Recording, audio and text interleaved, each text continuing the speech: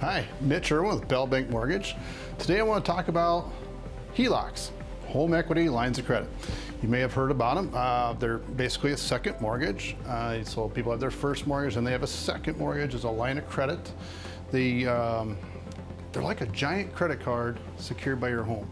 And they're really useful in situations, people use them all the time for repairing their home, they want to do some remodeling, they want to pay off a couple credit card bills. I use them a lot, or recommend them a lot, I should say, when people have small equity buyouts in the context of a divorce.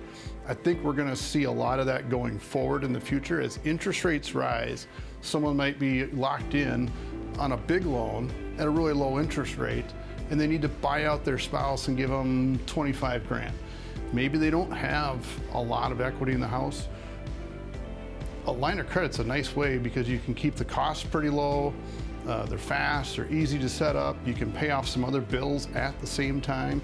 So instead of someone doing a true cash out refinance that would move their rate up and have full regular closing costs, a line of credit might be an option to pay off a $20,000 buyout to a spouse, maybe their car payment or a credit card, and they're in this 80 to 90% range. They typically max out, or at least Bell maxes theirs out at 90% of the value.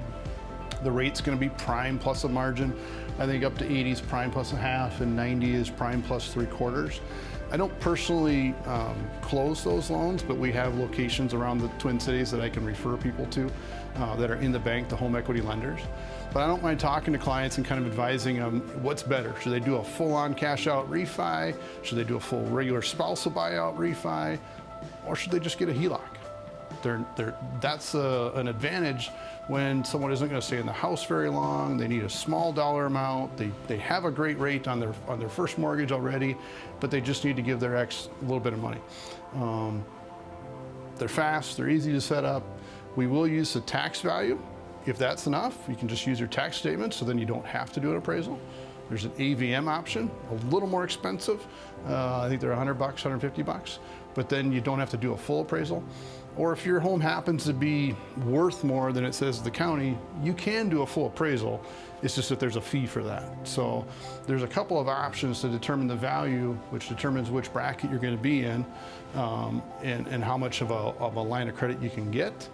But they're really nice, as I kind of said already, for if you got a small buyout, maybe you want to clean house and some other debts. I have one on my house just for a rainy day in case we would ever need it. So even if you're not getting divorced and you just want a line of credit, Bell has them. And I'm happy to refer you or introduce you to a banker. I think we got locations Woodbury, White Bear Lake, Maple Grove, St. Louis Park, and Bloomington. So happy to make an introduction to any one of those bankers if you have any questions. Thanks.